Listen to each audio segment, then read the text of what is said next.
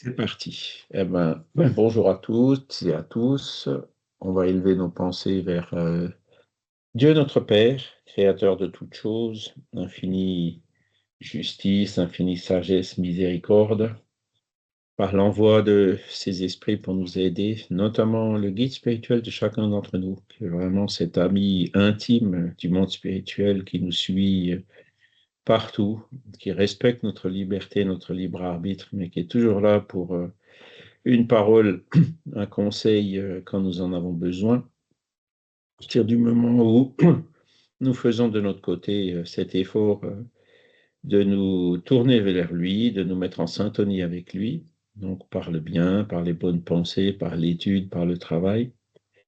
Et c'est ce pourquoi nous sommes réunis ce matin, pour l'étude, voir un nouvel aspect de cette belle philosophie, philosophie spirit, qui est une philosophie de vie, qui donne du sens à notre vie, qui nous permet de savoir d'où nous venons, où nous sommes et où nous allons. Et donc, avancer doucement mais sûrement, chacun à son rythme, vers le bonheur. Et nous espérons aussi que ces lectures, ces pensées, ces vibrations puissent être bénéfiques pour les autres esprits qui pourraient nous accompagner aujourd'hui. Voilà. Nous sommes le 11, donc nous avons fini les 4 modules de la réincarnation. Je pense que pour vous maintenant, ça doit être clair. Et nous allons prendre le module suivant, module 6, qui est complémentaire. C'est le module 6, il parle de la pluralité des mondes habités. Alors ça, c'est un sujet qui est d'actualité depuis toujours, quoi. Les gens se sont toujours demandé, est-ce que la Terre, c'est le seul monde habité ou est-ce qu'il y en a d'autres? Bon, les esprits étaient clairs avec Alan Kardec dans la codification. Oui, il y a tous les mondes sont habités ou presque, et que euh, il y a des mondes qui sont égaux à la Terre, il y en a qui sont supérieurs, où il y a des esprits plus élevés qui se réincarnent, et il y a aussi des mondes qui sont encore inférieurs à la Terre, où il n'y a par exemple pas encore de vie humaine, ou alors où la vie humaine existe comme elle existait sur notre Terre il y a quelques dizaines de milliers d'années, donc la préhistoire. C'est intéressant parce que avec les études archéologiques, anthropologiques aujourd'hui, on a une idée de ce que c'est que ces mondes primaires, les mondes où se produisent les toutes premières incarnations des esprits humains.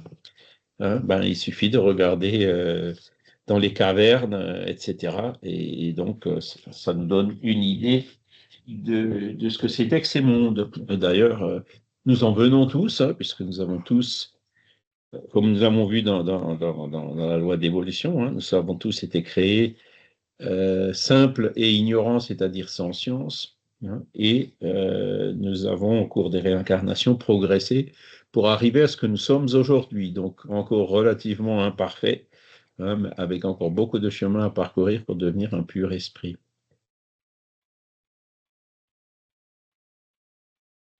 Et donc les toutes premières incarnations, c'était l'homme des cavernes, donc qui voilà, se distinguait déjà d'une certaine manière des animaux, par des rudiments d'intelligence qui apparaissaient petit à petit, mais où régnait quand même encore la loi du plus fort, où régnait certainement une certaine solidarité qui était nécessaire pour la survie à cette époque-là.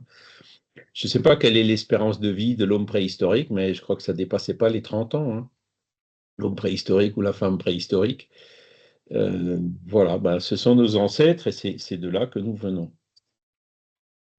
Euh, on verra donc aujourd'hui aussi qu'est-ce que c'est que le fluide cosmique universel, et la matière et l'esprit. Donc, ça, c'est une question assez fondamentale des sciences et de la philosophie. De quoi sommes-nous composés? Aujourd'hui, au niveau de la matière proprement dite, la matière tangible, on sait que tous les corps sont composés de molécules qui eux-mêmes sont constituées d'un assemblage d'atomes. Et les atomes, on sait qu'il y a un noyau où vous avez des protons et des neutrons. Et autour de ce noyau, vous avez des électrons qui, qui gravitent. Dire qui tourne, c'est un abus de langage, puisque l'électron, comme vous le savez certainement, c'est une particule quantique. Donc, elle ne tourne pas, mais elle est, disons, elle a une probabilité de présence dans un nuage. Hein. La probabilité est plus ou moins élevée à certains endroits par rapport à d'autres. Donc, ce sont des lois qui sont aujourd'hui parfaitement connues euh, par la science, hein, notamment par la physique et la chimie. Par contre, après, quand on veut aller plus loin, de quoi sont constitués ces protons et ces neutrons? Bon, ben, on a réussi maintenant avec les accélérateurs comme celui du CERN à Genève à casser des protons. L'électron n'arrive pas à le casser, hein. Déjà, il est tout petit, il est vraiment minuscule, et on n'arrive pas à le casser en particules plus petites, hein. Donc, c'est pour ça qu'on dit que l'électron, c'est une particule élémentaire. Par contre, les protons et les neutrons, on a réussi à les casser pour euh, et donc les décomposer en quarks et en gluons, hein. Voilà. Donc voilà où on en est pour de quoi est constituée la matière physique au niveau de la science, hein. Oui, mais et l'esprit, hein, il est constitué de quoi? Et le Père Esprit, il est constitué de quoi? Hein, ça, ce sont les grandes questions scientifiques, philosophiques, hein, physiques, si on peut dire comme ça, qui se posent et sur lesquelles la science, pour l'instant, ne s'est pas trop penchée, hein. Mais c'est là où on va voir quelles sont les indications que nous ont données les esprits à ce sujet. Alors, hop, je vais enlever ça. Je vais mettre, voilà, le fluide cosmique universel, matière et esprit. Donc, les esprits, ils nous ont parlé d'un fluide, enfin, ils ont parlé à Kardec d'un fluide cosmique universel, FCU pour les intimes, hein. Qu'est-ce que c'est que ce fluide cosmique universel, hein? C'est ce qu'on va voir. Euh, Ils nous ont parlé aussi d'autres choses, de fluide vital, hein, qui n'est pas la même chose que le fluide cosmique universel.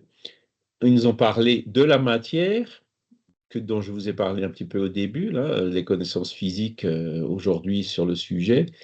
Et ils nous ont parlé aussi de l'esprit, hein. Qu'est-ce que c'est que l'esprit? On a tous un esprit, hein, comme on l'a vu, un esprit qui se réincarne, hein, etc. De quoi est-il constitué? Est-ce qu'il est constitué de la même chose que la matière, hein, ou est-ce qu'il est une propriété de la matière, ou est-ce que l'esprit est quelque chose à part de la matière? C'est-à-dire, c'est ce que dans les philosophies on appelle la dualité, hein, le dualisme. C'est que la matière n'est pas tout. Il y a de la matière, mais il y a aussi autre chose qu'on peut appeler l'esprit, autre chose qui est distinct, mais qui, d'une certaine façon, arrive à interagir avec la matière, hein. Là, on est dans les philosophies dualistes.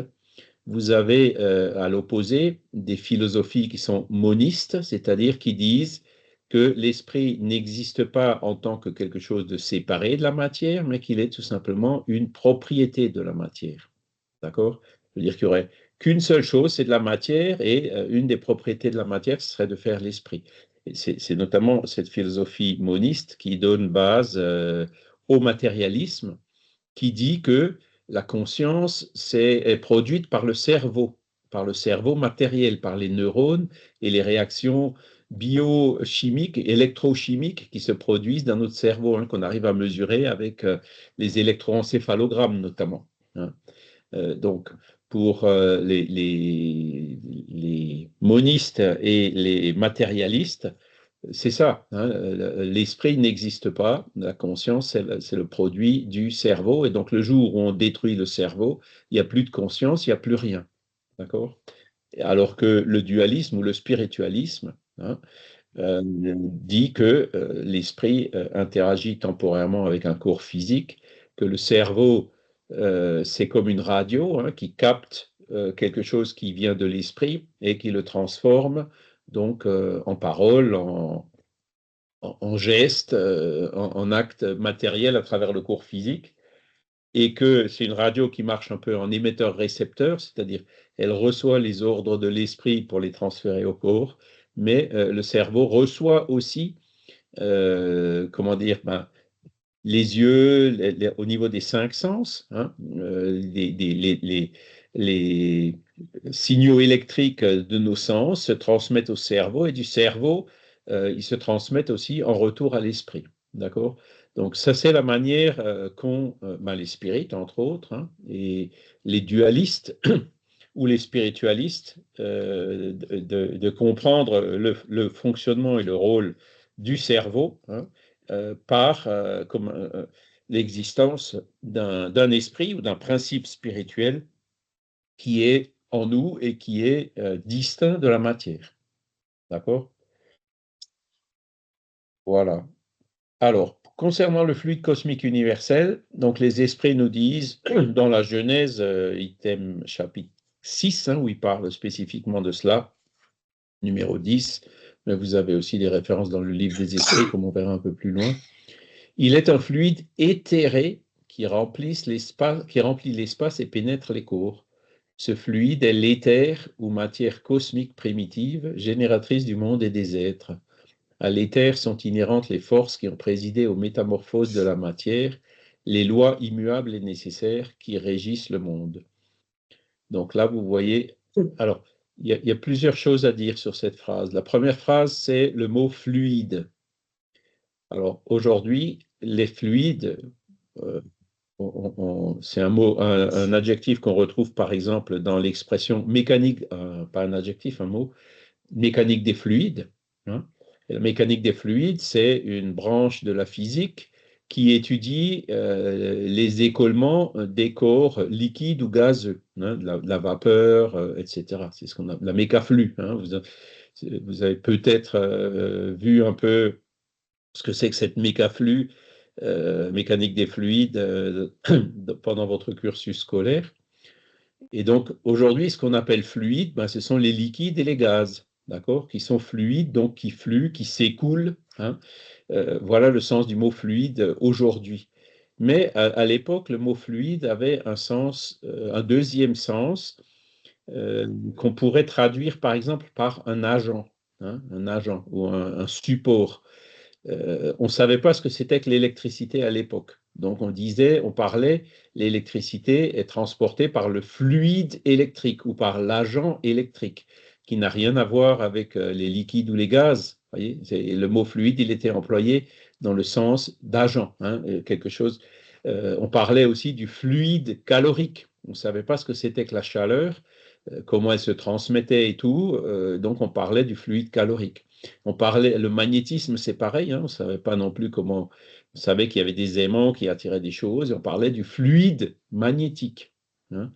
Et donc, c'est pour ça que les esprits ont employé ce mot fluide à l'époque, pour dire que ce fluide cosmique universel, c'est un agent qui existe dans le cosmos et qui, comme on le verra, qui est à la base de la matière, d'accord, et de toutes les propriétés de la matière. C'est pour le mot fluide. Ensuite, il y a un mot et un adjectif qui est éther et éthéré.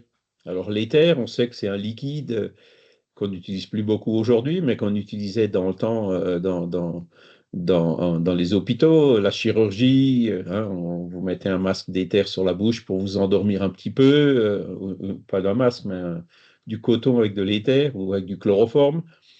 Donc l'éther, c'est un produit en fait chimique ou qu'on utilise dans les sciences médicales, qu'on utilisait dans les sciences médicales. Je ne sais pas si ça s'utilise encore, on en entend moins parler. Alors qu'à l'époque, hein, et même plus loin, quand on remonte au Moyen Âge ou même dans l'Antiquité, l'éther, c'était un mot qui était utilisé justement pour désigner quelque chose de subtil, quelque chose qu'on n'arrive pas à palper, quelque chose qu'on n'arrive pas à mesurer, hein. Et donc, l'éther, c'est en fait un synonyme, dans ce sens-là, de fluide cosmique universel, qui a été employé à cette époque-là aussi par les esprits. D'accord? Donc, ce que les esprits disent, c'est qu'il y a une matière cosmique primitive, qui est donc cet éther ou ce fluide cosmique universel, génératrice du monde et des êtres. Donc, du monde, c'est-à-dire l'univers, vous avez toutes les planètes, les étoiles, les poussières, l'hydrogène, l'atome, la matière en général. Hein, donc, aujourd'hui, les protons, les neutrons, les quarks, les gluons, les électrons, enfin, toutes les particules et tous les atomes sont quelque part le résultat qu'on appelle une condensation, hein, de ce fluide cosmique universel pour former toutes ces diverses particules et pour former aussi toutes les diverses propriétés de la matière. Hein. À l'éther sont inhérentes les forces qui ont présidé aux métamorphoses de la matière. Qu'est-ce que c'est que les forces qui ont présidé aux métamorphoses de la matière? Aujourd'hui, on connaît, hein, les différents types d'interactions. L'interaction gravitationnelle, donc c'est la force de la gravité, hein, qui fait que euh, la Terre tourne autour du Soleil. Hein, et il y a la force centrifuge, mais il y a la force gravitationnelle. Le Soleil et la Terre s'attirent et donc arrivent à un équilibre pour avoir la trajectoire elliptique des planètes autour de l'astre central. Hein. Et après, pareil, au niveau du mouvement du Soleil à l'intérieur de la Voie lactée, donc tous ces mouvements-là sont gouvernés par la force gravitationnelle. La force gravitationnelle, c'est Newton, hein, la pomme, vous la lâchez, elle tombe. Parce que la Terre, elle attire la pomme qui a une certaine masse. Hein. C'est quand vous montez sur la balance, hein, vous mesurez en fait la force gravitationnelle de votre corps, exercée par la Terre sur votre corps, hein, qui dépend évidemment de votre masse, c'est-à-dire du poids, si on a trop mangé ou pas, si on peut perdre du poids. Voilà, ça c'est la force gravitationnelle. D'accord? Après, vous avez d'autres interactions. Vous avez l'interaction électromagnétique. Hein. Donc, des charges. L'exemple le plus simple, c'est l'aimant. Hein. L'aimant, vous avez, vous vous rappelez, les aimants en forme de U ou même une barre. Hein. Vous avez un pôle positif, un pôle négatif. Si vous avez un deuxième aimant ou une particule métallique, la particule métallique va être attirée autant par le pôle positif que par le pôle négatif. Et vous allez, si vous avez un deuxième aimant, par exemple, hein, quand vous essayez de rapprocher les pôles nord, hein, on ne dit pas positif et négatif, on dit les pôles nord, vous sentez que les aimants se repoussent. Et quand au contraire vous mettez le pôle nord de l'aimant en face du pôle sud de l'autre, au contraire, ça s'attire encore plus fort. Je pense que vous avez tous fait ce genre d'expérience. Là, on parle d'interaction électromagnétique. Et de même, les particules électriques de même charge ont de tendance à se repousser et les particules électriques de charge opposée ont tendance à s'attirer. Hein, donc ça, ce sont les forces électromagnétiques. Et après, vous avez d'autres forces, je simplifie un peu, l'interaction forte, hein, qui est ce qui maintient les protons et les neutrons ensemble dans le noyau des atomes. À la force électromagnétique, c'est ce qui gouverne l'attraction entre l'électron qui est négatif et le noyau qui contient des protons qui sont positifs. D'accord? Et l'interaction forte, c'est ce qui maintient le noyau ensemble. Hein, c'est-à-dire les protons sont positifs, donc ils ont tendance à se repousser, mais il y a une autre interaction qu'on appelle l'interaction forte qui les maintient ensemble, hein, malgré le fait qu'ils aient des charges positives. D'accord? Et l'interaction forte, on la voit dans l'énergie nucléaire, par exemple. Hein. C'est-à-dire qu'on envoie, on bombarde les atomes d'uranium dans ce cas-là avec des neutrons. Hein. Ces neutrons le font exploser, hein, cassent le noyau en deux. Et donc, ces réactions nucléaires, en fait, font que la masse, si vous pesez ce que vous aviez avant, hein, l'atome d'uranium qui était cohérent, et ce que vous avez après, on se rend compte que ce qu'on a après, il y a moins de masse que ce qu'on avait avant. Et donc ce défaut de masse entre avant et après se transforme en énergie suivant la fameuse formule E égale mc2. J'espère que je ne vous saoule pas trop avec ces trucs-là. Arrêtez-moi hein, si je vais trop loin. Mais voilà ce que c'est que l'interaction forte et l'énergie nucléaire. Eh bien, toutes ces interactions, donc même la loi de la gravité que la science n'arrive pas à expliquer, hein, on sait que le Soleil attire la Terre, que la Terre attire la paume, mais personne n'a jamais vu le fil ou l'élastique ou quel est l'agent, hein, pour utiliser le mot, quel est le fluide, quel est le support de cette de la comment dire de l'attraction universelle, de la gravité. Hein. Alors, il y a des hypothèses qui parlent d'une particule qui s'appelle le graviton. Hein. Pour l'interaction électromagnétique, on a d'autres supports comme pour la lumière, par exemple, ben, on sait que ce sont les photons, hein, qui sont une particule de masse nulle. Bon, c'est là où la physique devient un peu tirée par les cheveux, où il faut s'accrocher un peu, mais qui aussi peut être considérée comme une onde. Donc, les ondes lumineuses, les ondes électromagnétiques, radio, des téléphones portables, etc. Ben, ce sont des ondes électromagnétiques dont le vecteur, c'est les photons. Par contre, pour l'attraction universelle, on ne sait pas. Hein. Il n'y a que des hypothèses et ça n'a jamais été trouvé. Eh bien, les esprits disent c'est une des propriétés qui est amenée par ce fluide cosmique universel. Donc, le fluide cosmique universel génère la matière, génère l'électromagnétisme, génère l'attraction universelle, génère les interactions fortes. Hein. Tout ce qui constitue la matière, tout ce qu'on sait sur la matière aujourd'hui, provient de ce fluide cosmique universel. D'accord? Voilà, donc ce qui ont présidé donc génératrice du monde et des êtres. Et donc notre corps physique, c'est pareil. Hein, comme c'est de la matière, il est aussi une transformation de ce fluide cosmique universel. D'accord? Et ces lois immuables et nécessaires qui régissent le monde, bon, ben, ce sont toutes les lois physiques qui sont connues, c'est toutes ces constantes élémentaires, enfin, tous les modèles qu'on a aujourd'hui euh, au niveau de la science, hein, sont des propriétés de ce fluide cosmique universel.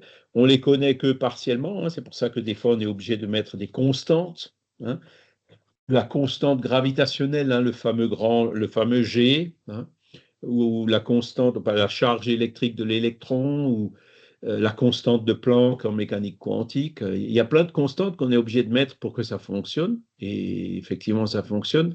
Mais le fait de mettre une constante, quelque part, c'est un peu un aveu qu'on ne comprend pas tout, quoi, parce que cette constante elle-même, elle doit avoir une raison d'être. Pourquoi le grand G, c'est 9,81 et puis pas 9,85 ou 9,78, même si après, en fonction au niveau de la Terre, ça change selon l'altitude et tout, mais pourquoi est-ce que c'est ça et pas autre chose? Voilà. Et ce que la science se rend compte aujourd'hui, c'est que si la charge de l'électron était légèrement différente, ben on ne serait pas là pour en parler, quoi. C'est-à-dire que au niveau de la formation de l'univers, du Big Bang et tout, les électrons n'auraient pas été produits et sans électrons, ben, il n'y a pas de matière telle qu'on la connaît, quoi. Franck? Oui, pardon. Au sujet de la formation de l'univers, c'est vrai que les astrophysiciens sont un petit peu en proie à un dilemme. La question, en fait, est de savoir si c'est l'univers, une fois créé, qui va générer ces lois fondamentales dont tu as parlé, Charles. Par contre, d'autres pensent qu'en fait, ces lois préexistent à l'apparition de l'univers. Et là, alors, c'est une fichue question parce que ça pose plus de questions que ça n'apporte de réponses. Mais en tout cas, si ces lois préexistent au Big Bang, pour parler simplement, ça marche. Mais on ne sait pas comment ça marche. Et on ne sait pas d'où viennent ces lois, justement. C'est pour ça que certains on dit que voilà, c'était une manière un peu Elles viennent de scientifique. Dieu. Hein. Voilà, exactement. Par contre, si ces lois sont créées au moment de l'apparition de l'univers, ça pose un problème insoluble. C'est-à-dire que l'univers n'aurait jamais pu s'organiser tel qu'il est. C'est ça. Euh, voilà. Donc il y a deux écoles qui n'arrivent pas vraiment à expliquer.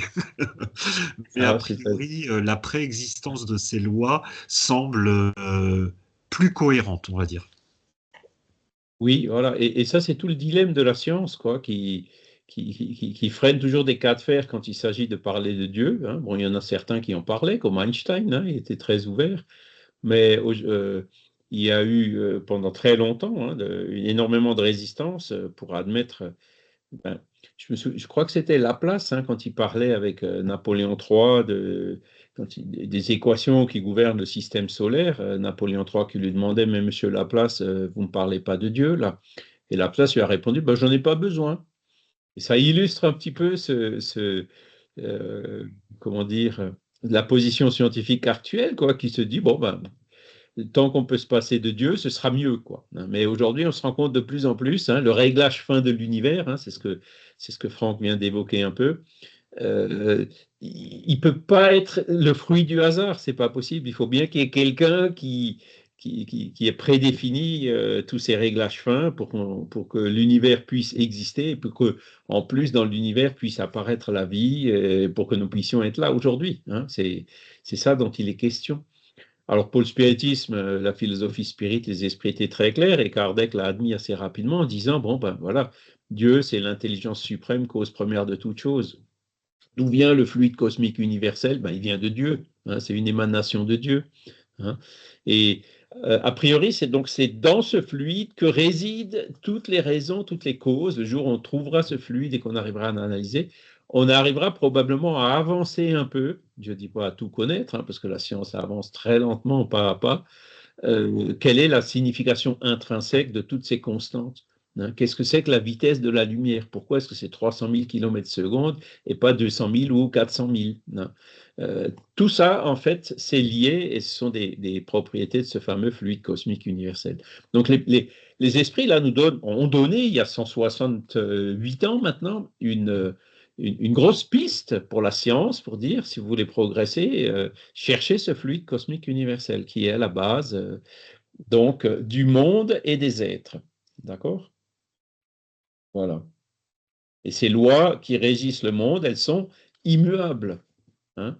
La vitesse de la lumière, bon, elle change un peu, enfin, disons, la vitesse de la lumière dans le vide, elle est immuable, elle ne change jamais. Hein. La masse de l'électron ne change jamais. Hein. Voilà. Donc, d'où viennent toutes ces choses? Du fluide cosmique universel. D'accord? Alors, donc ce fluide cosmique universel, il est éthéré, comme on dit. Donc, on ne peut pas le palper, on ne peut pas le mesurer, on ne peut pas le peser. On arrive à le peser que lorsqu'il s'est condensé pour former des particules matérielles. D'accord? Et c'est ce qu'on nous dit dans l'item suivant. En tant que principe élémentaire universel, hein, le fluide cosmique, le FCU, offre deux états distincts, celui d'éthérisation ou d'impondérabilité. Donc, vous voyez là, Kardec donne un synonyme, éthérisation ou impondérabilité. Qu'est-ce que ça veut dire impondérable? Ça veut dire qu'on n'arrive pas à peser, qu'on n'arrive pas à pondérer, qu'on n'arrive pas euh, à capter ou à sentir. Hein. Et donc, l'éthérisation et l'impondérabilité, c'est ça. L'impondérabilité, beaucoup de personnes disent, ben, l'air, par exemple, est impondérable. Il est autour de nous, on n'arrive pas à le peser. Ben, si, on arrive à peser l'air. Roulez à 100 km/h dans une voiture et mettez la main en dehors de la vitre. Voilà, vous sentez l'air. Hein, il va pousser votre main. Donc, on arrive à peser l'air et les gaz. C'est grâce à ça que les avions volent. C'est grâce à ça que les turbines à vapeur et les compresseurs d'air tournent, etc. Hein, donc, même les gaz sont pondérables. Mais le fluide cosmique universel, quand il est dans cet état d'éthérisation, on n'arrive pas à le pondérer, on n'arrive pas à le peser. Hein. Donc, cet état d'éthérisation ou d'impondérabilité que l'on peut considérer comme l'état normal primitif, hein, c'est son état, dans son état normal, il est comme ça, et celui de matérialisation ou de pondérabilité qui n'est en quelque sorte que consécutif. Pardon. Le point intermédiaire est celui de la transformation du fluide cosmique universel en matière tangible. Donc à partir du moment où le fluide cosmique universel se matérialise, on voit parfois aussi l'expression se condense, hein, et ben là, il se transforme en matière, et à partir du moment où il se transforme en matière, il est pondérable, c'est-à-dire qu'on peut le peser, on peut le mesurer, on peut agir, l'accélérer, le compresser, sentir des forces, etc. D'accord? Et donc,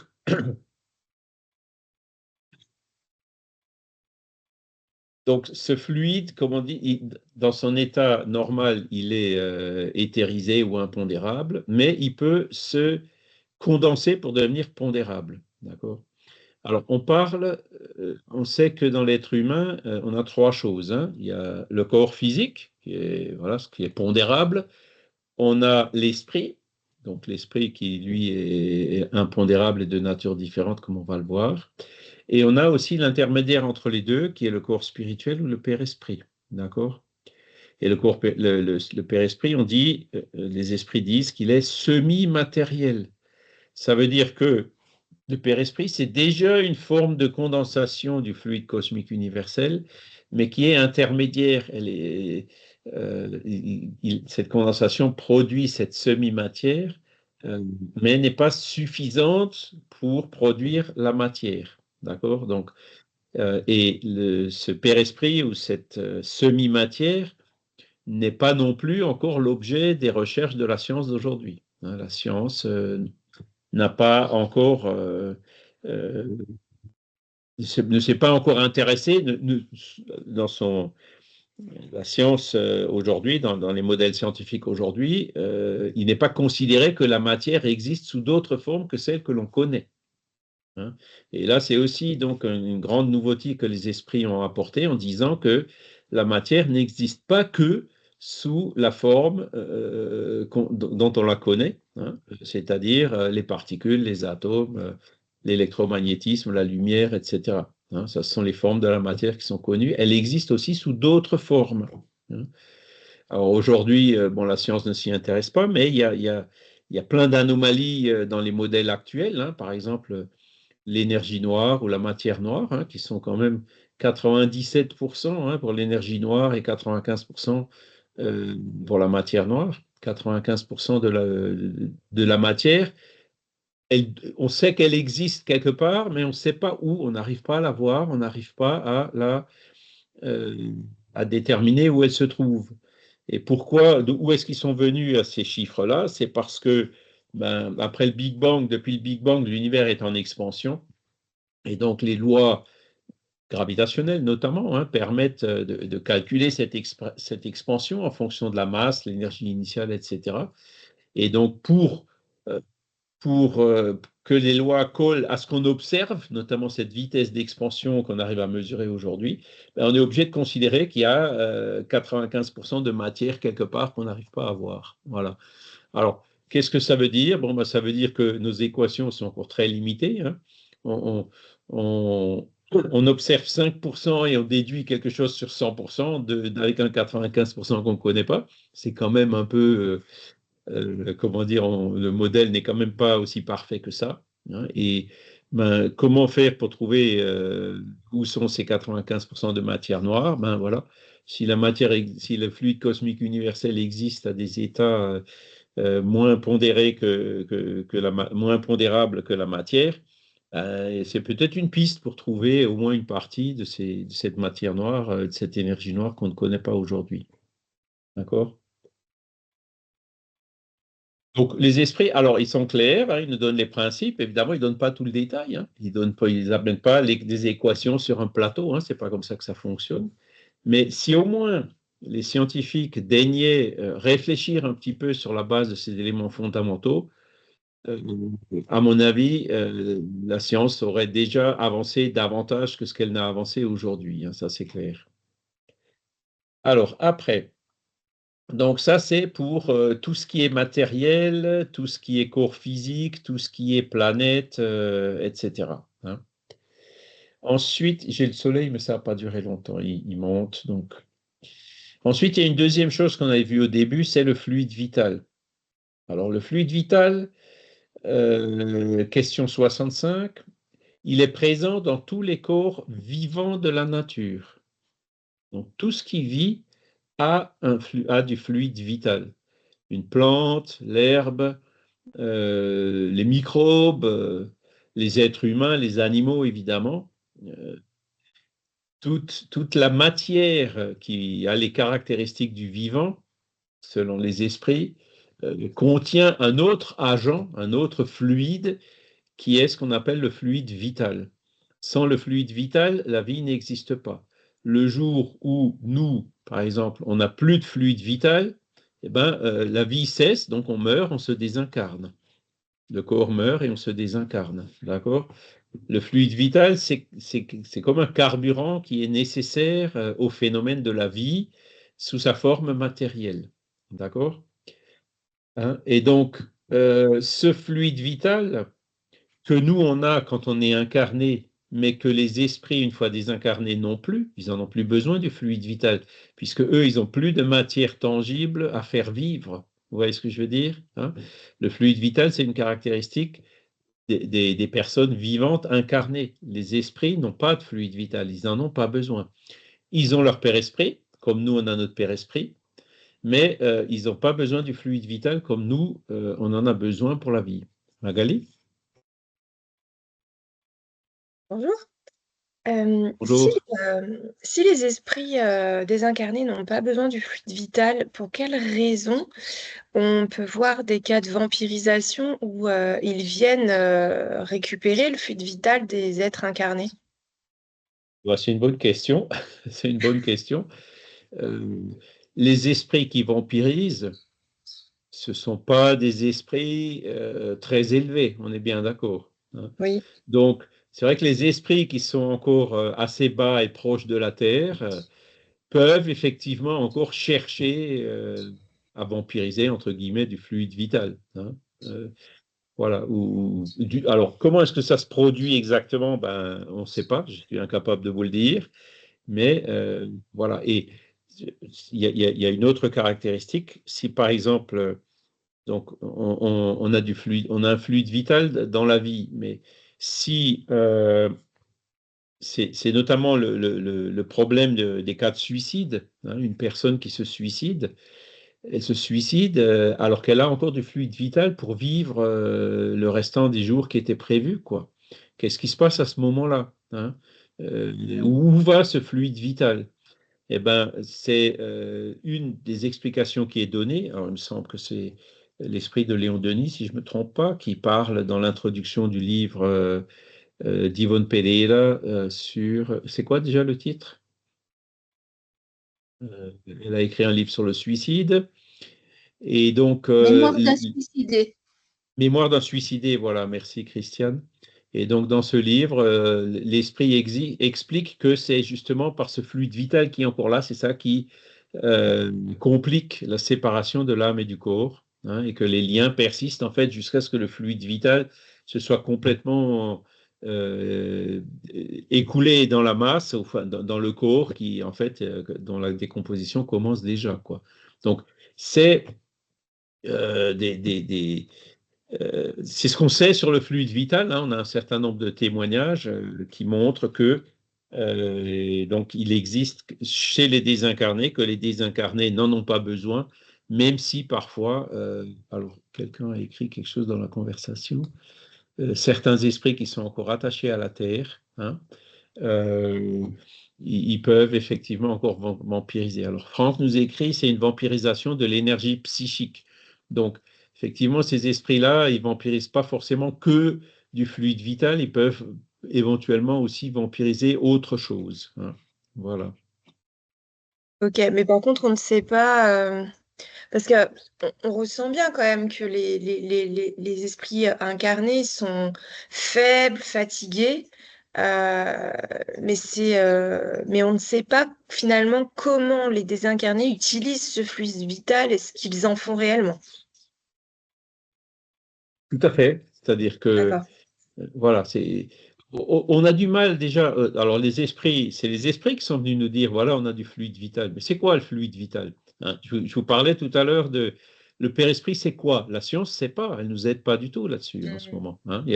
Enfin, pas du tout. Bon, vous avez bien le docteur Régis Duteuil, hein, qui a écrit son livre sur, ses livres sur l'homme superlumineux et l'univers superlumineux, hein, où il a fait toute une conceptualisation en partant de l'hypothèse qu'il existe des formes de matière, ce qu'il appelait superlumineuses, donc qui sont différentes des formes de matière qu'on connaît, et qui sont effectivement, d'après sa théorie impondérable, etc., qui ont différentes propriétés. La notion du temps dans ces univers-là, qui pourrait expliquer les phénomènes de tunnels, des EMI, etc. C'est une approche assez intéressante qu'il a faite, Régis Duteuil, mais c'est la seule que je connaisse, hein. Après, au niveau scientifique, en général, ils ne rentrent pas dans ce genre de considération. Et donc, ça, c'est pour le père-esprit. Maintenant, pour le fluide vital, c'est un peu différent parce que ce fluide vital, qu'est-ce que c'est? Est-ce que c'est de la matière? Est-ce que c'est de la semi-matière? Qu'est-ce que c'est? On ne sait pas, hein. J'aurais tendance à dire que le fluide vital, c'est quand même ce qui se rapproche le plus de la matière, puisqu'il n'existe que quand la vie elle est présente sous sa forme matérielle. D'accord? Donc le fluide vital, c'est peut-être par là où il faudrait qu'on commence, hein. Qu'est-ce que c'est que le vivant, hein?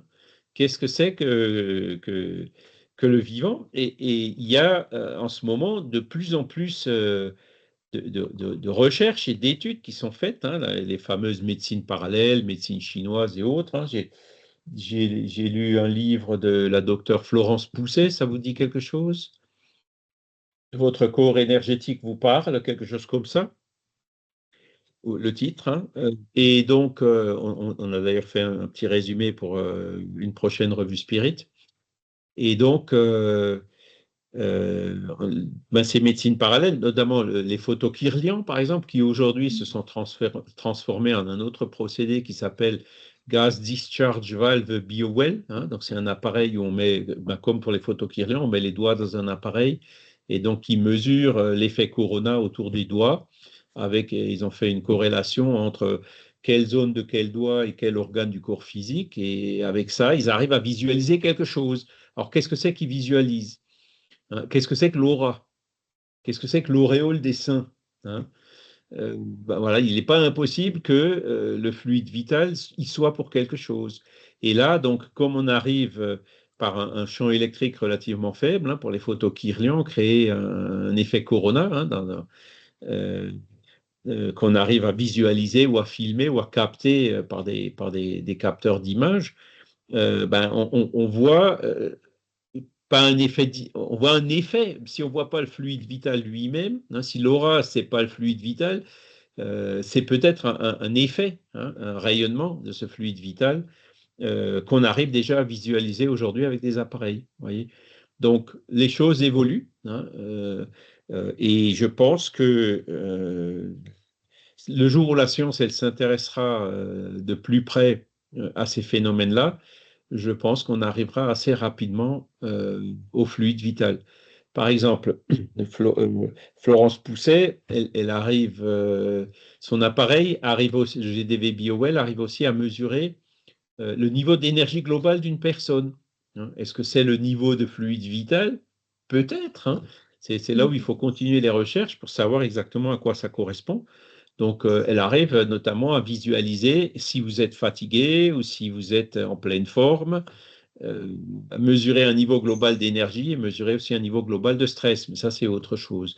Donc, ce sont des recherches qu'il faut encourager, quoi, parce qu'on est vraiment sur la piste de ce fluide vital. Hein. Et qui sait, un jour, on arrivera, comme dans votre voiture, vous avez une jauge, une aiguille, ou alors maintenant c'est des LED qui vous indiquent le niveau de carburant qui vous reste dans le réservoir. Un jour, on arrivera peut-être à mesurer le niveau de fluide vital qui reste chez une personne, quoi. Hein. Voilà, on pourrait y arriver un jour. Hein. Alors, ce serait assez inquiétant quand même comme découverte, en disant, ouh, toi, tu n'as plus beaucoup de fluide vital, ça veut dire que tu vas mourir sous peu. Hein, il peut y avoir des choses un peu inquiétantes, ou alors qu'on trouve même comme quand on n'a plus de carburant avec la voiture, ben, on passe à la pompe et on remplit le réservoir. Est-ce que ce sont des choses qui seront possibles dans le futur au niveau du fluide vital?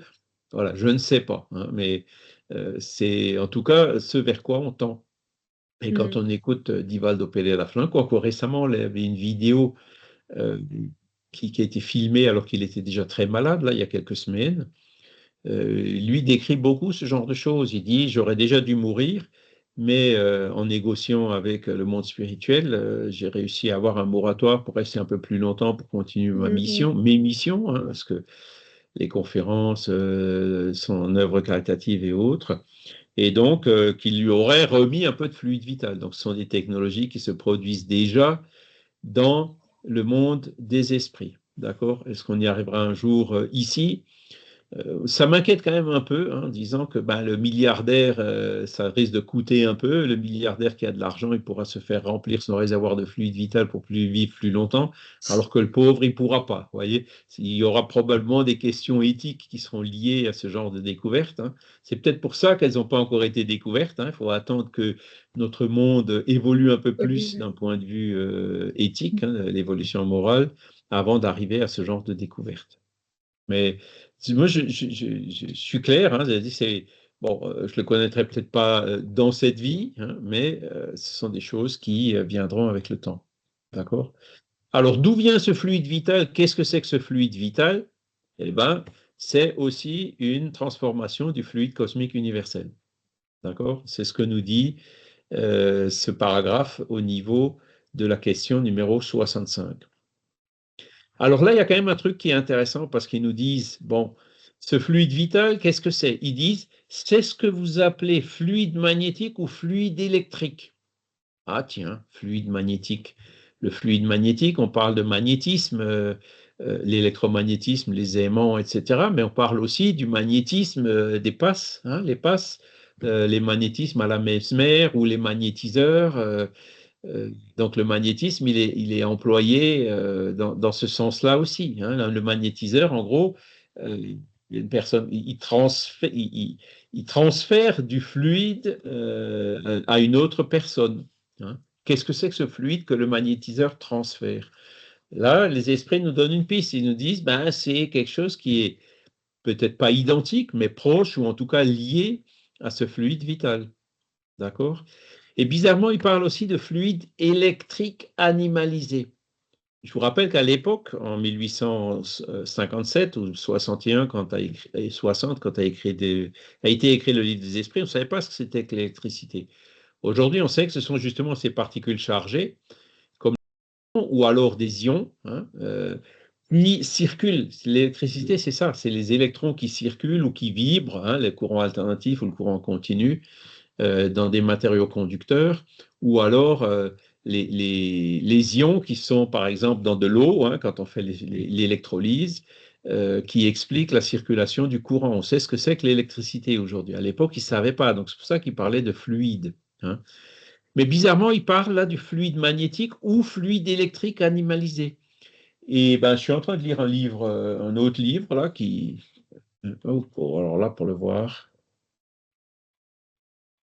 Oups. Voilà, est-ce que vous arrivez à le voir? Donc, c'est Magnétisme et santé, l'épreuve scientifique de Arnaud Richard de Chicourt. Et lui, en fait, donc il a passé 20 ans ou plus de sa vie à étudier, parce que lui, il a en fait ce pouvoir de soulager quasi instantanément des entorses ou un certain, enfin, il a voilà, une faculté de magnétiseur. Il a cherché à comprendre qu'est-ce que c'est que ce magnétisme et son hypothèse à lui, alors je dis son hypothèse hein, parce que ça reste encore à démontrer, c'est que ben, au niveau de la main, elle émet un champ électrique. Alors il est très faible, hein, c'est de l'ordre de 2 volts hein, ou quelques millivolts, hein, et ce champ électrique qui est positif au niveau des mains, ben, quand on l'approche, quand le magnétiseur approche ses mains ben, de la zone de la personne qui vient se faire magnétiser, qui est malade, eh ben, ce fluide, ce champ électrique positif agit sur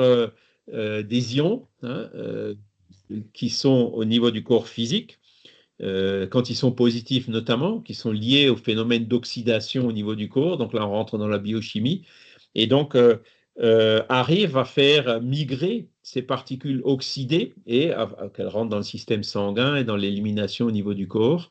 Et donc lui, il expliquerait l'action du magnétisme comme ça, hein, par des champs électriques. Vous voyez, ça, c'est un livre, il a découvert ça dans les années 2010, là récemment. Ben, les esprits parlaient déjà du fluide électrique animalisé. Hein, donc, c'est juste pour faire le petit parallèle en disant que ben, quand il parle de champ électrique, ça ne nous choque pas, hein.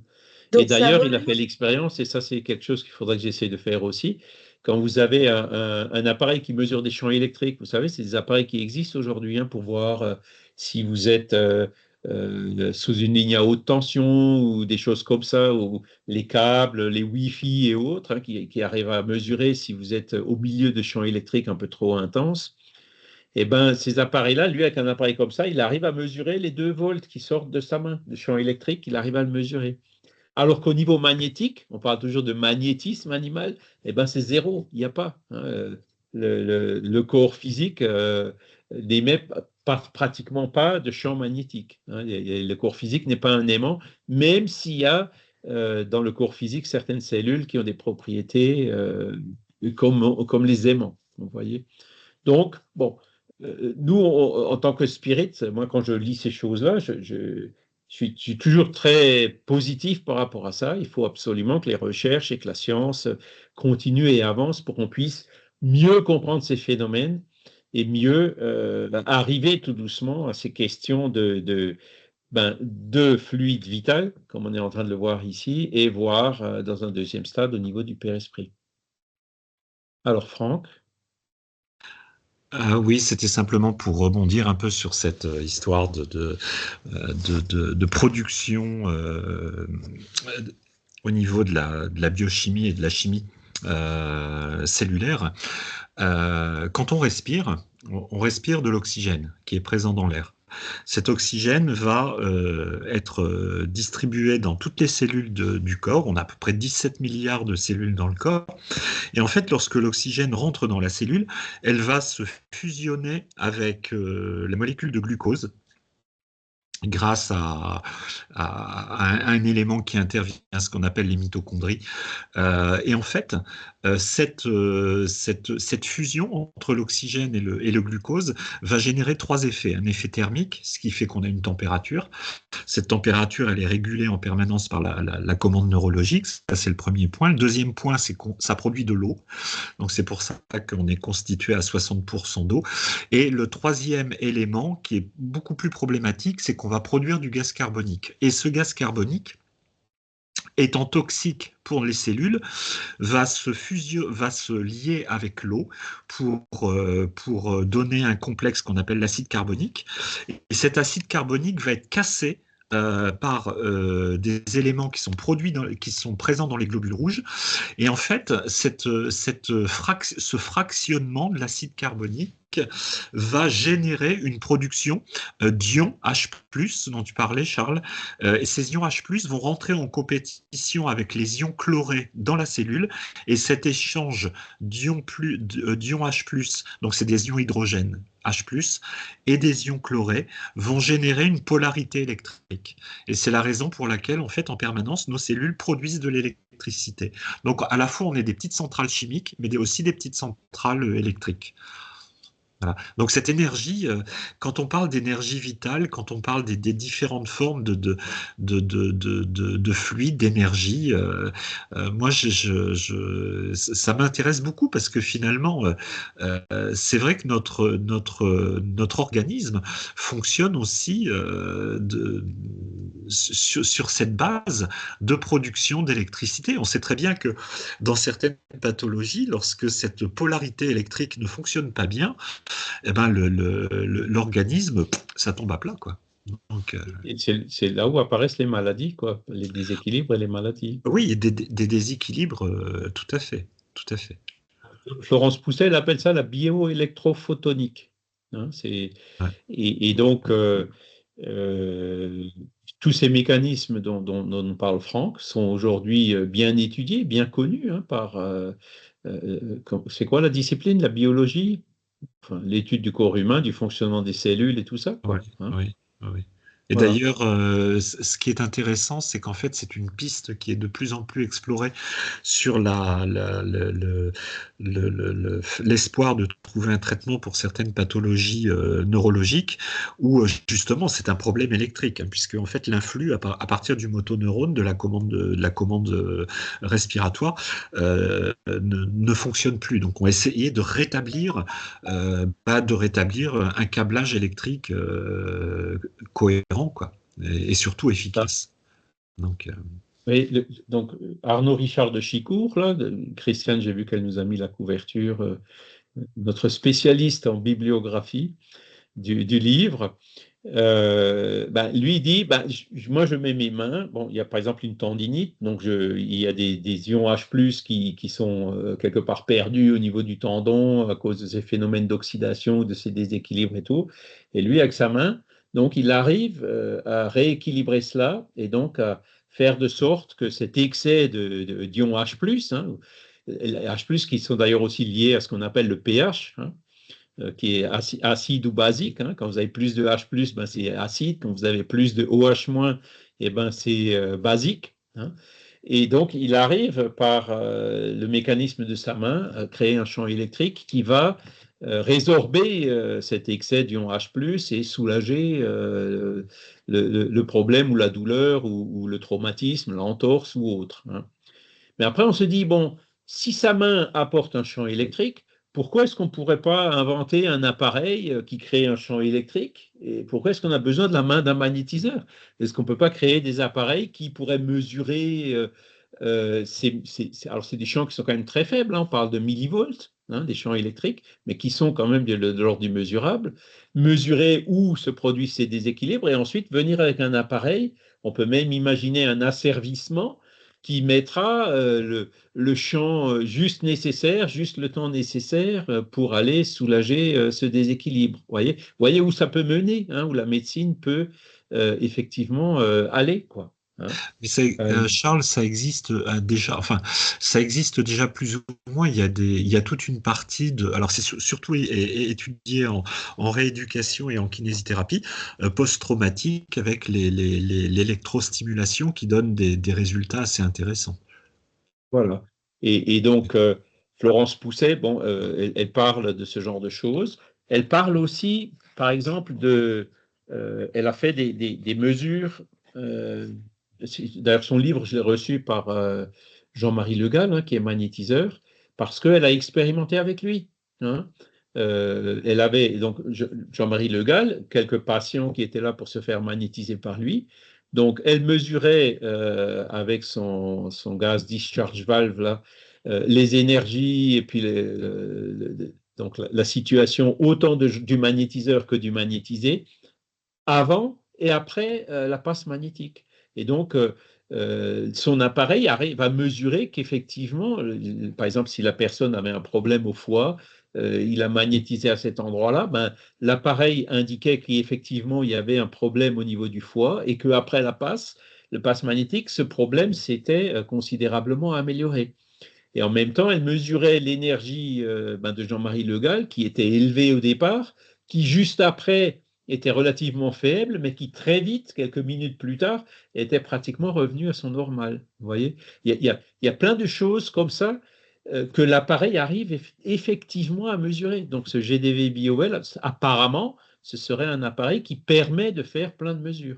Elle a travaillé aussi avec des gens qui faisaient de l'acupuncture, hein, donc le patient avant et après, et donc en montrant qu'effectivement il y a une amélioration sensible qui est détectée par cet appareil. Voyez, donc son, pas son rêve, mais disons que ces appareils-là, ce qu'elle dit, c'est qu'il peut servir surtout à prévenir, c'est-à-dire détecter les maladies avant qu'elles apparaissent. Donc ça, c'est la médecine chinoise, hein. Mais aussi, quand une personne a ou a une difficulté, c'est de passer d'abord par cet appareil-là où on met juste le doigt dans une boîte et ça prend une photo, hein. Donc c'est quand même pas cher, rapide, non invasif, il n'y a pas besoin de se déshabiller, etc. Par rapport à des trucs d'imagerie médicale où on est obligé de boire de l'iode, on passe dans des machines énormes d'IRM, de scanner ou autres, et qui coûtent beaucoup plus cher. Vous voyez, ça c'est le premier avantage de cet appareil. Le deuxième, c'est aussi de voir qu'est-ce qui fonctionne et qu'est-ce qui ne fonctionne pas dans toute cette panoplie de médecine parallèle où on trouve un peu de tout et n'importe quoi. Hein, faire le tri entre les choses qui sont sérieuses et qui fonctionnent et les choses qui sont euh, qui ne fonctionnent pas ou qui sont que purement commerciales, hein. Donc, j'ai bien aimé lire ce livre et puis c'est assez encourageant. Moi, je pense que, bon, au niveau spirit, il faut qu'on communique un peu davantage et qu'on encourage davantage ce genre de choses. Même si, comme je vous le dis, on est au niveau du fluide vital, hein, on n'est pas encore au niveau du Père-Esprit et encore moins au niveau de l'Esprit. Arnaud Richard de Chicourt, par exemple, il dit les prières, ça ne sert à rien. Ah oui, je comprends. Si c'est juste le champ positif dans la main, il n'y a pas besoin de prière. Vous voyez ce que je veux dire? Mais on sait que le magnétisme, c'est beaucoup plus que ça. Jean-Marie Le Gall, il arrive à magnétiser des personnes à distance, alors que le champ électrique, vous avez 2 volts ici, mais dès que vous vous éloignez, ça tombe à zéro, parce que c'est pour ça que le magnétiseur, il faut qu'il ait ses mains pas touchées, hein. Il peut toucher s'il veut, hein, comme le font les gens du Reiki de temps en temps, mais rien que le fait d'approcher les mains suffit, hein, pour que le champ électrique soit encore suffisamment puissant ou suffisamment élevé pour faire l'action qu'on attend de lui. Par contre, sa méthode lui dit à distance, ça ne fonctionne pas. Alors que nous, on sait que les spirites, on peut magnétiser à distance. Jean-Marie Le Gall aussi, il magnétise à distance. Alors là, on se rend compte que c'est autre chose. Ce n'est pas que le champ électrique, il y a quelque chose en plus. D'accord? Mais commençons par le commencement. Si on arrive déjà à comprendre les champs électriques, ce sera un bon progrès. Et d'ailleurs, ce qu'elle dit, c'est que bon, en France, ça commence tout doucement à intéresser les gens. Pourquoi? Parce que ça fonctionne. Mais qu'en France, encore à cause de toutes ces résistances, on a beaucoup de retard par rapport à d'autres pays comme les États-Unis ou l'Angleterre ou même l'Allemagne, semble-t-il, où ce genre de méthode et de pratique est déjà beaucoup plus développé. Voilà. C'était une parenthèse un peu longue, je suis désolé. Tout ça pour vous dire, voilà, ce fluide vital, les esprits, il y a 160 ans, ils nous ont dit qu'on a du fluide vital dans tout ce qui est vivant, il y a du fluide vital dans les plantes, dans les arbres, les magnétiseurs d'ailleurs, il y en a certains qui se rechargent au niveau des plantes, qui embrassent des arbres, des choses comme ça. On voit des fois ce genre de pratique, eh ben, on peut comprendre quelque part, hein. Il peut y avoir, comment dire, euh, un magnétiseur qu'on a connu qui disait, au bout d'une demi-journée, il donne vraiment beaucoup de son fluide à lui, alors par le champ électrique, mais certainement aussi un peu plus, c'est-à-dire du fluide vital. Donc le fluide vital, ce n'est pas uniquement un simple champ électrique, hein, c'est là où cette hypothèse simplificatrice d'Arnaud Richard de Sicourt, il va peut-être un peu loin. Mais donc le magnétiseur, il a besoin de se recharger. Pour ça, il y en a qui vont comme ça dans la nature. Et apparemment, bon, ça fonctionne. Et là, on arrive à comprendre, puisque l'arbre vit, donc il y a du fluide vital dans les arbres. Donc ça, c'est le livre des esprits, question 65. Hein, vous voyez qu'il parlait de choses qu'on commence à peine à découvrir maintenant. Après, le point suivant, il y aurait ainsi 2 éléments généraux dans l'univers, la matière et l'esprit. Donc ça, c'est ce que je vous disais, la philosophie de la dualité. Réponse des esprits, oui. Et par-dessus tout cela, Dieu, le Créateur, le Père de toutes choses. Ces 3 choses sont le principe de tout ce qui existe, la Trinité universelle. Mais à l'élément matériel, il faut ajouter le fluide universel qui joue le rôle d'intermédiaire entre l'esprit et la matière proprement dite, trop grossière pour que l'esprit puisse avoir une action sur elle. Alors, les philosophies dualistes qui disent qu'il y a 2 choses, hein, il y a la matière d'un côté, qui est une transformation du fluide cosmique universel, comme on l'a vu, et il y a l'esprit de l'autre côté, comme nous le confirment ici les esprits dans cette question numéro 27. Et ensuite, donc ces philosophies dualistes, le problème, c'est qu'elles arrivent difficilement à expliquer comment l'esprit, qui est donc immatériel, arrive à agir sur la matière. Hein. Et donc, c'est pour ça qu'il dit il y a le fluide universel qu'il faut rajouter. Donc, autant la matière, c'est une condensation du fluide universel, autant le fluide universel peut aussi former le corps spirituel, donc le Père-Esprit. Et c'est grâce à ce Père-Esprit que l'esprit qui est immatériel ou incorporel arrive à agir par cet intermédiaire sur le corps physique qui est matériel. D'accord? Donc voilà le sens de cette question. Par contre, cette réponse, elle est encore ambiguë, c'est-à-dire elle ne résout pas complètement le problème. L'esprit, c'est quoi? Est-ce que l'esprit serait aussi une forme de transformation du fluide cosmique universel? Alors, c'est pas dit, mais comme il dit, enfin, c'est pas dit directement, c'est dit indirectement, parce qu'il dit qu'il y a 2 choses, il y aurait 2 éléments, hein, avec Dieu en plus, évidemment, parce que Dieu a créé autant le fluide cosmique universel et la matière que l'esprit. Hein. Donc ces 2 choses, comme dit, ce sont des choses distinctes, ça veut dire qu'elles n'ont pas le même principe fondamental. Donc ça voudrait dire que, par exemple, l'esprit n'est pas une transformation du fluide cosmique universel. Est-ce que vous avez réussi à me suivre là ou... C'est pas simple, on ne sait pas, hein, ça fait partie des questions qu'il faudrait qu'on pose aux esprits aujourd'hui. pour lever l'ambiguïté dans cette réponse. On pourrait comprendre de cette réponse qu'il y a la matière, le fluide cosmique universel, c'est une chose, le fluide vital qui fait un peu partie de la matière, et l'esprit qui est le principe intelligent et qui est autre chose. D'accord? C'est comme ça qu'on le comprend. Donc c'est en accord avec la philosophie dualiste et avec toutes les philosophies spiritualistes en général. D'accord? Donc l'esprit ne peut pas agir directement sur la matière. Et on va même plus loin. Un esprit, les phénomènes à effet physique, les tables qui bougent, les bruits dans les murs, les maisons hantées et tout ça, les esprits n'arrivent pas à le faire directement. Ils ont besoin d'un médium à effet physique. Et c'est ce médium à effet physique qui cède quelque chose, un fluide, de l'ectoplasme, on pourrait appeler ça de l'ectoplasme aussi. Vous voyez, qu'est-ce que c'est que l'ectoplasme? Quelle est la différence entre l'ectoplasme et le fluide cosmique et le fluide vital, pardon? Tout ça, ce sont des questions qu'il faut encore qu'on clarifie. C'est pour ça que je vous en parle ici à titre d'hypothèse. Parce que s'il n'y a pas de médium à effet physique, l'esprit n'arrivera pas à faire du ramdam dans les maisons. Et on le voit d'ailleurs. Quand il y a des maisons hantées quelque part, quand une personne est là, ça peut être la domestique, ça peut être un enfant, un membre de la famille, il y a des phénomènes se produisent. Quand la personne n'est pas là, le phénomène ne se produit pas. Ça veut dire que c'est la présence de cette personne qui permet que le phénomène se produise. Et ça veut dire aussi autre chose, les raisonnements qu'on peut faire, c'est que ce fluide qui permet de faire ces bruits, quand la personne a une certaine distance, ils n'arrivent pas à le transporter aussi facilement.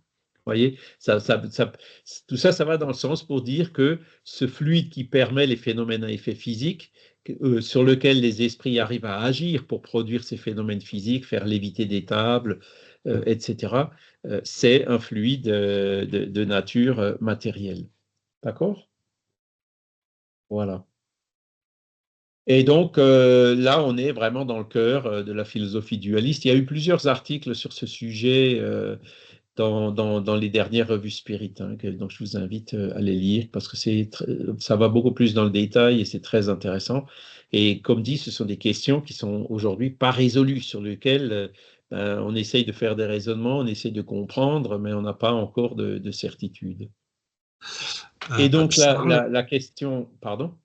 Oui, Charles, excuse-moi, j'ai une question au sujet de cela. Est-ce que ça veut dire que, par exemple, il y a certains films qui existent où certaines personnes prétendent avoir filmé des poltergeists ou des déplacements d'objets en l'absence de toute personne? Est-ce qu'à ce moment-là, ce type de film pourrait être sujet à caution dans la mesure où, en l'absence d'un médium ou d'une personne, la probabilité pour avoir des phénomènes physiques est quand même très très faible.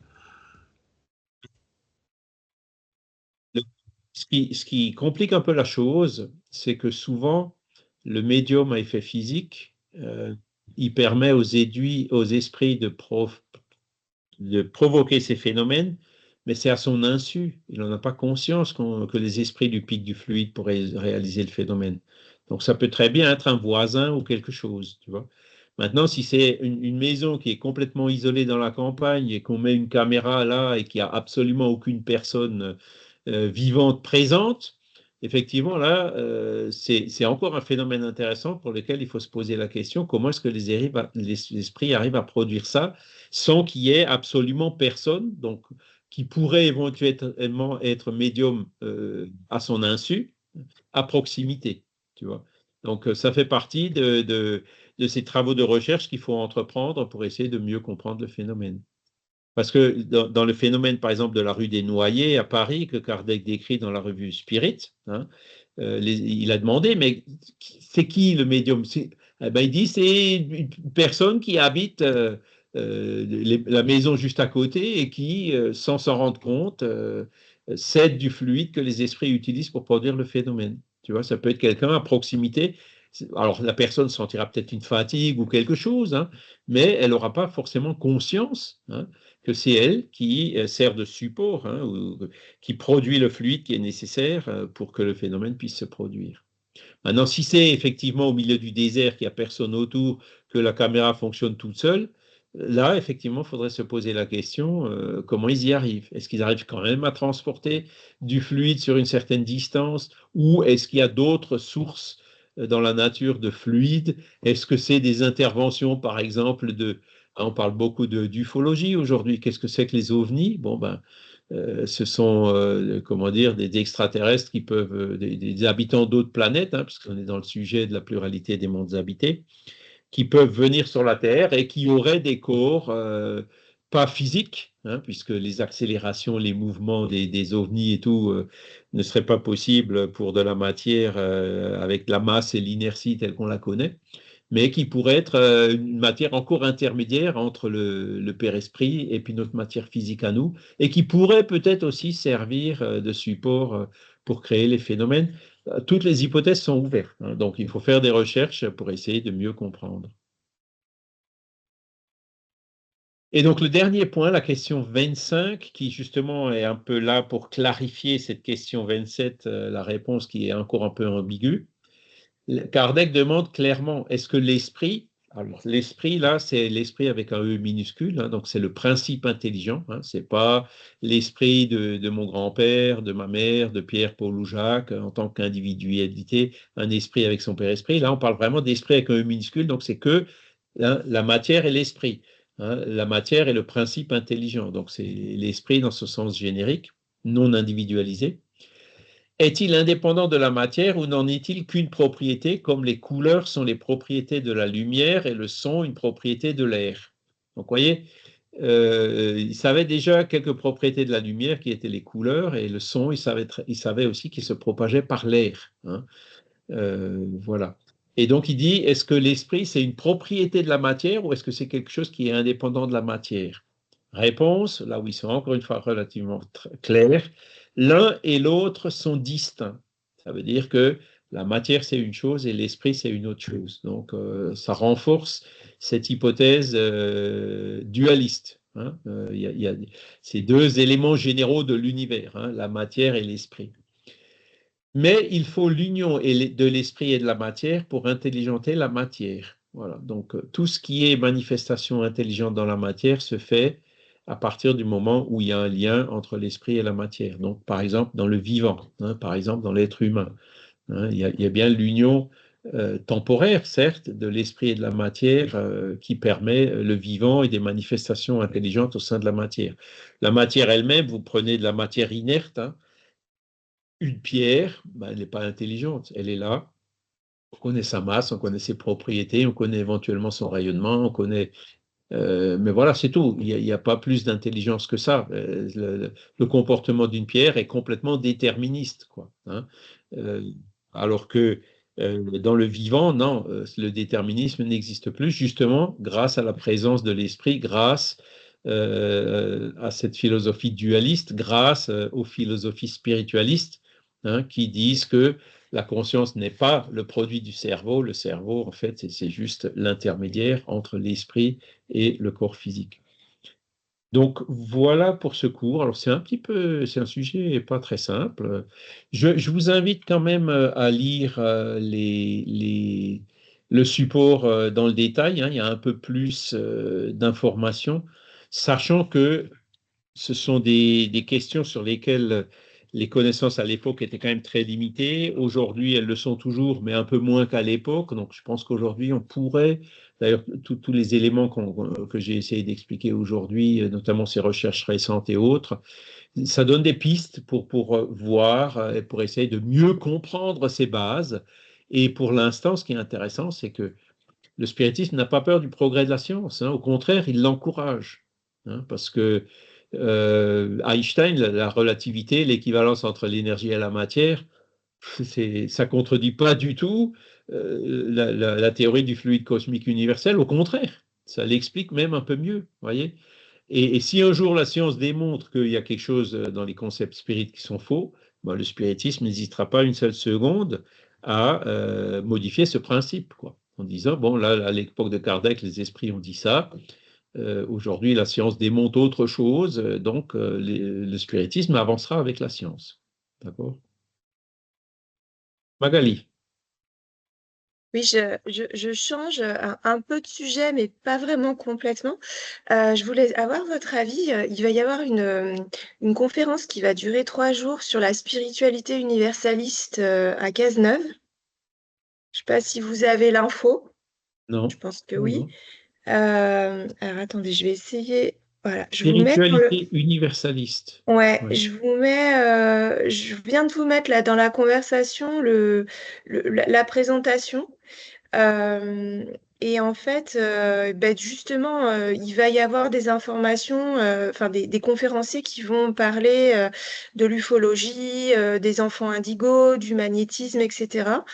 En fait, j'aurais voulu avoir votre avis à vous, Charles, et puis aux autres participants, s'ils ont l'info, savoir ce que vous en pensez, si ça vaut le coup d'y aller ou si c'est pas une perte de temps, parce qu'on perd jamais vraiment son temps, mais Ça dépend de la qualité des intervenants, mais euh, ce qu'il faut être bien clair, c'est que le spiritisme, c'est pas le seul courant voilà. spiritualiste qui Mm, étudie ce genre de choses, hein. Les ufologues, bon, ben, il y a des avantages, des inconvénients, il y a peut-être des dérives un peu ici ou là, où ils ont peut-être des mm, conceptions parfois un peu dogmatiques ou des choses qui sont parfois en contradiction avec ce qu'ont dit les esprits, avec la philosophie spirit. Mais bon, c'est pas grave, il faut pas, en tant que spirit, il faut pas avoir peur. Tout ce qui encourage la spiritualité, le changement du paradigme vers un paradigme spiritualiste, le spiritiste l'encourage. Donc là, on parle de spiritualité universaliste. Donc spiritualité, oui, il n'y a pas que la matière dans l'univers, il y a aussi l'esprit. Donc le spiritisme encourage. Et universaliste, oui aussi. Hein. C'est pas que chrétien ou non, ce sont des lois de la nature donc qui sont universelles. Donc le titre, il est très bien. Par contre, bon, c'est vrai que, alors tiens, vous avez mis une deuxième image, on va regarder. Est-ce que je connais quelqu'un dedans? Ah, il y a beaucoup de Brésiliens, dis donc. oui. Corinne Leopardi, alors Luciano Pereira da Silva, je ne connais pas. Gustavo Gondi, Lecourt, Martigues, Aquila, Fialho, Monica de Medeiros, ça me dit quelque chose. Je vais me renseigner, hein. Apparemment, je ne connais personne, mais oh, il y a beaucoup, beaucoup. Il y a 1, 2, 3, 4, 5, 6, 7, 8, 9 Brésiliens et 4 Français, dis donc. Ah, il y en a un qui a les deux drapeaux. Et il y en a un aussi qui a un drapeau brésilien et portugais. Pourquoi pas? Pourquoi pas? J'ai un peu le détail des conférenciers, je viens de vous les mettre également. Il y a les Oui, noms et puis les thèmes. d'accord. Mais c'est vrai que je suis intriguée. Après, avec mon mari, on se questionne. On se dit, est-ce qu'on va pas se perdre on va pas être complètement perdu et perturbé par ces informations. Mais je sais pas, ça me questionne. Donc ouais, si vous avez le temps d'y jeter un œil et puis de me donner votre avis, je serais preneuse. Ufologie spirituelle, défense psychique, musicothérapie, guérison à travers le chant. Pourquoi pas? Hein. La culture celte, druide. Oui, bah, Léon Denis, le génie celtique. L'intégration du magnétisme dans la médecine conventionnelle. On vient d'en parler hein, avec Mm, le mm. docteur Florence Pousset. Voyez. Médiumnité versus émotion. Bon, pourquoi pas. Psychologie jungienne et spiritualité, et physique quantique et spiritualité, à voir. Hein. Alors, psychologie jungienne, effectivement, Jung était assez proche du paradigme spiritualiste. Après, l'adjectif quantique, je me méfie parce que souvent il est utilisé comme, Oui, oui, comment en dire, publicité, comme plutôt. publicité, ouais, dans Oui, un sens commercial, et oui, ce oui. qu'ils ont dit, ça n'a rien à voir du tout avec la mécanique quantique connue par la Mm. physique. Hein, donc, mais bon, il y a quand même des choses sérieuses, hein, la conscience naturelle.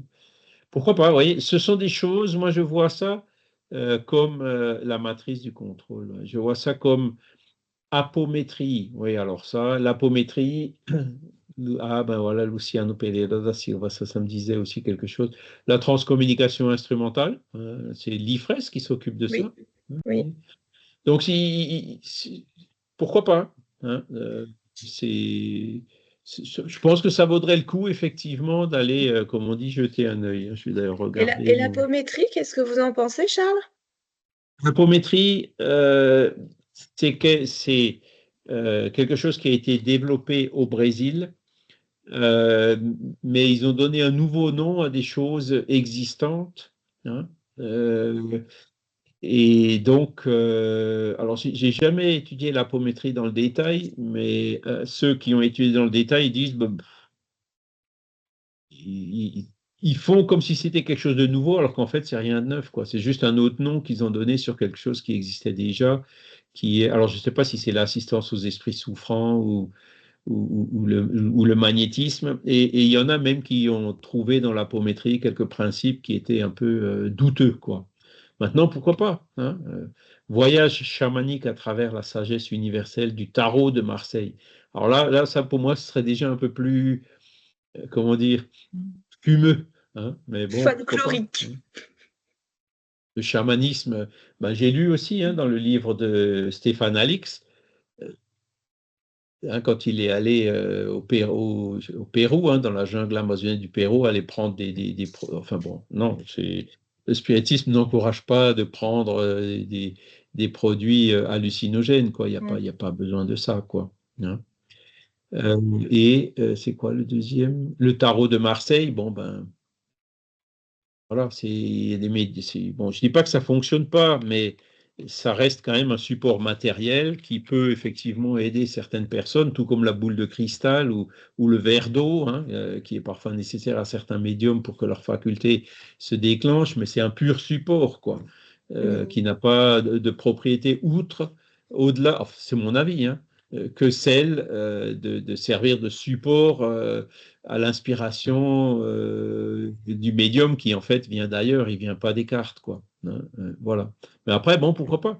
Il faut écouter pour voir. Ça fait partie de ce New Age, quoi, hein, il y a un peu un mélange de beaucoup de choses, hein. Pourquoi pas, hein? Il y aura certainement des éléments intéressants à en retirer. D'accord. Il y aura certainement à côté de ça des éléments qui seront plutôt, disons, moins intéressants. Franck? Oui, j'avais une question, en même temps une remarque en ce qui concerne le thème de la pluralité des mondes habités. C'est vrai que c'est très séduisant de se dire que la vie existe en dehors de notre planète. Par contre,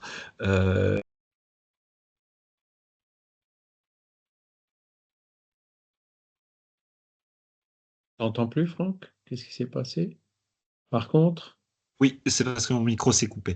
Oui, pardon. voilà. Oui, je dis par contre, ce qui est les seules formes de vie connues sont des vies basées sur la molécule de carbone, de par sa complexité, de par aussi la possibilité de s'associer avec l'eau.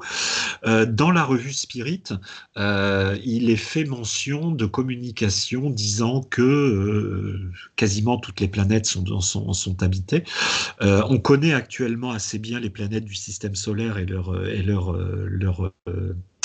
leurs satellites.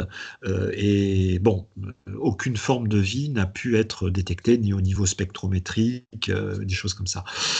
Donc, la question est de savoir, est-ce que lorsqu'on parle de pluralité des mondes habités, existe-t-il une forme de vie intelligente qui ne serait pas basée sur les molécules de carbone?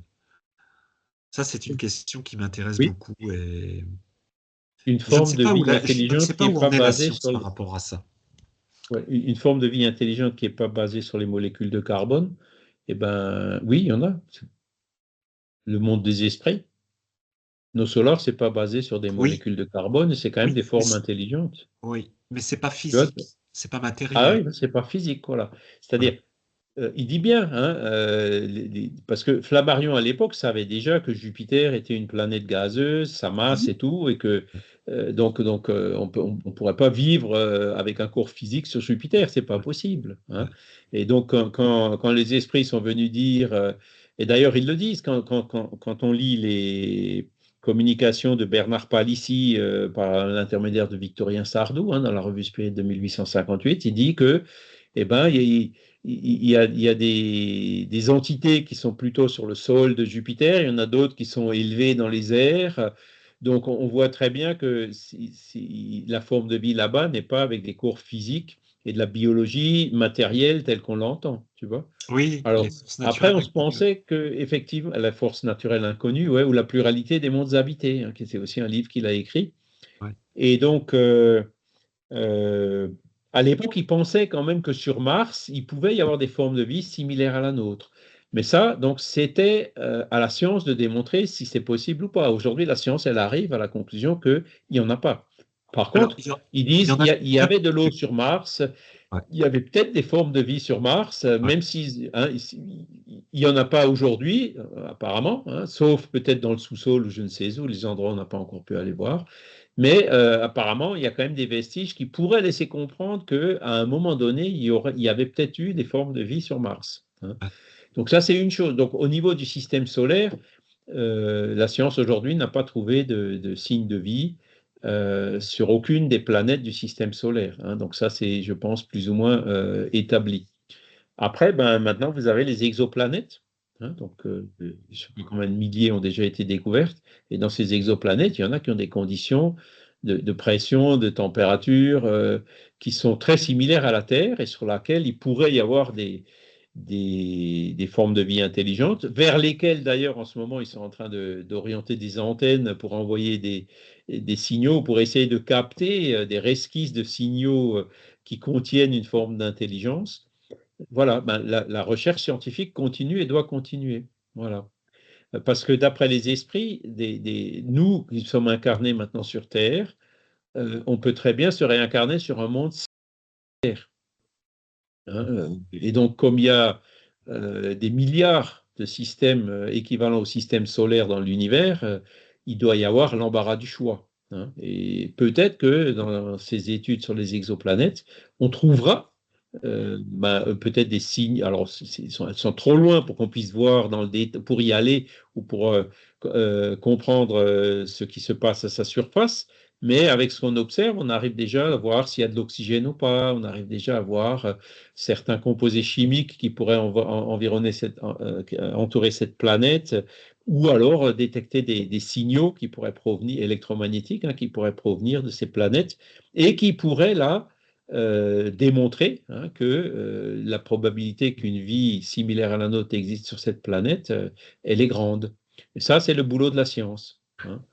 À l'époque de Kardec, ils ne savaient pas, donc ils allaient peut-être un peu vite, hein, voilà. Maintenant, vous avez nos solars. Nos solars, c'est même pas sur une planète, hein, c'est autour de la Terre, quelque part, hein, dans la stratosphère, je ne sais où.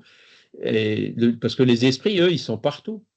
Sur Mars, les robots qu'on a envoyés là-bas, ben, s'il y avait des esprits devant qui essayaient de se faire voir, ben, le capteur n'a certainement pas réussi à les capter, quoi, hein, Et puisque ce dans sont nos des capteurs solars, matériels qu'on a envoyés là-bas. et dans nos solars, si ma mémoire est bonne, ce sont même des stations spirituelles qui sont apparues vers le XVIIe siècle ou des choses comme ça. Qui, 17e siècle? oui, je crois Ça qu'à me un dit moment rien. donné, Ah, le- dans nos solars, ils parlent de ça? dans nos solars, oui, oui.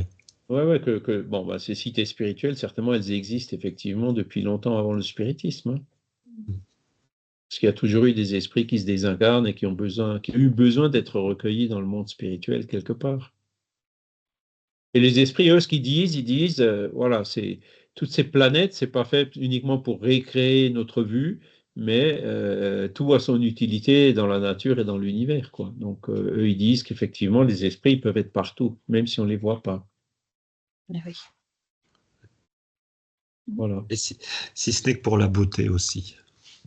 Oui, ben, récréer la vue, c'est Ouais. sûr, admirer le ciel et tout, c'est J'ai fait un peu d'astronomie. C'est vrai que même regarder un petit peu les photos que prennent les sondes sur Mars, c'est exceptionnel, quoi.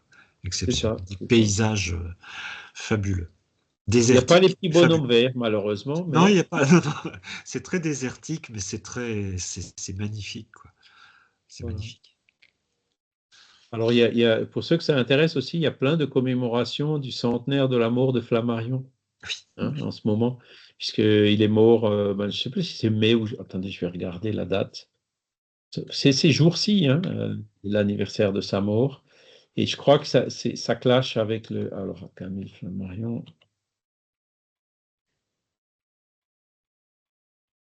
Le 3 juin, voilà, vous voyez. Donc ça, Juin 1925. le 3 juin 1925, donc le 3 juin, ça fera 100 ans qu'il est mort. Et donc, il y a des commémorations partout en France et dans le monde d'ailleurs, hein. Et nous, le prochain numéro de la revue Spirit, il a un dossier qui est consacré à cet anniversaire de Camille Flammarion, notamment l'aspect spirit. Et récemment, là, j'ai pris contact, et d'ailleurs, j'ai vu qu'il m'a envoyé une réponse hier, il faut que je regarde, avec la Société astronomique de France, qui avait été créée par Camille Flammarion et qui euh, gère l'observatoire de Juvisy et notamment les archives de Camille Flammarion, parce que j'aimerais bien aller visiter un peu ces archives et trouver quelques documents, des échanges notamment entre Flammarion et Kardec, quoi. Il doit y avoir plein de choses.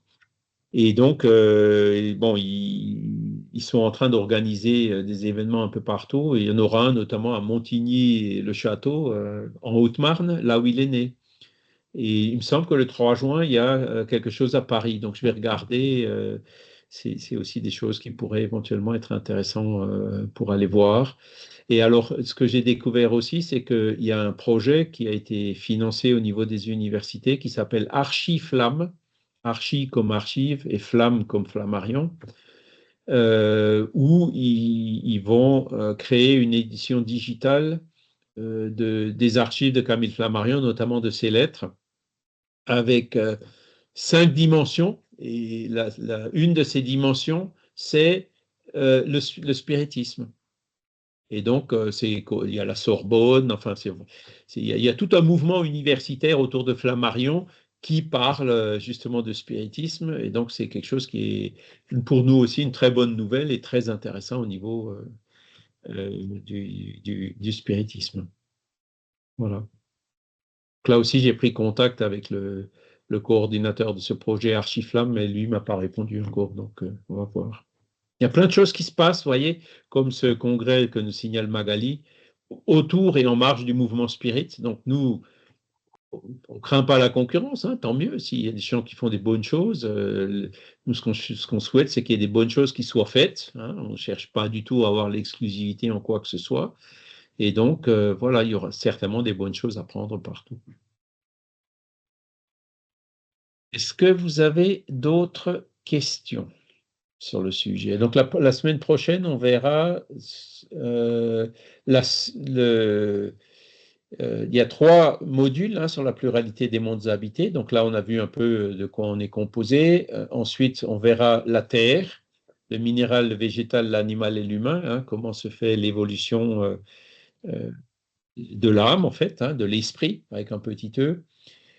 Et là, c'est le 25, donc on verra l'incarnation dans les différents mondes. Le 25, ben, ce sera en direct depuis Végimont, si je ne me trompe pas.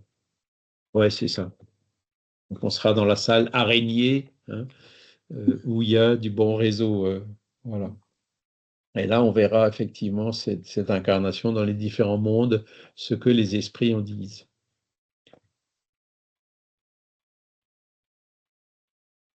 Avez-vous des questions?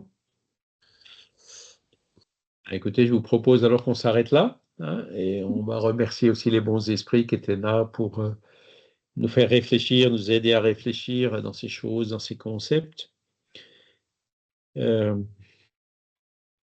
cela puisse nous aider à voir un peu l'avenir, quoi. On est aujourd'hui dans un monde un peu compliqué, mais à force d'avancer, d'évoluer, on arrivera peut-être à d'autres mondes, hein, cette pluralité, comme on le verra dans 2 semaines, avec des mondes qui ont des conditions meilleures que notre planète, et donc que cela puisse nous aider et nous stimuler pour essayer de travailler, de profiter au maximum de notre présence ici, pour évoluer, pour aider aussi notre société à évoluer, afin que nous puissions nous diriger vers ces mondes meilleurs et aider à ce que la Terre en devienne un aussi. Voilà. Merci à tous. Je vous souhaite un excellent dimanche, une excellente semaine, et je vous dis à la semaine prochaine. Merci beaucoup. Merci. Merci, Charles. Merci. Merci, au revoir. Au revoir. Merci, au revoir. Au revoir. Au revoir. Au revoir. Merci à tous. Au revoir. Au revoir, au revoir. Alors, je vais copier avant de sortir ce que Delphine nous a mis. Voilà. C'est